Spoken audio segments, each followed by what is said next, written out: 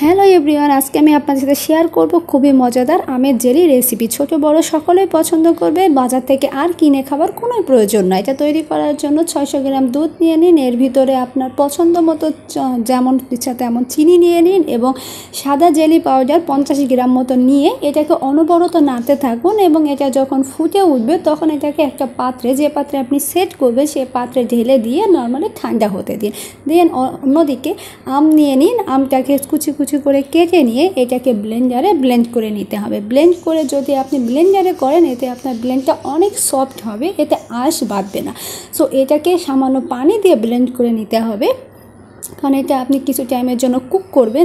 যে পাত্রে কুক করবেন সে পাত্রে ঢেলে দিন, দিয়ে এর ভিতরে আপনার স্বাদ অনুযায়ী আবারও চিনি দিন এবং জেলি পাউডার দিয়ে 50 গ্রাম মতনই জেলি পাউডার দিয়ে দিন। দিয়ে এটাকে অনবরত একভাবে নাড়তে থাকুন। দেন যখন এটা কিছুটা ঘন হয়ে আসবে তখন এটাকে দুধের উপরে ঢেলে দিন এবং এটাকে আবারও ঠান্ডা হতে সময় দিন।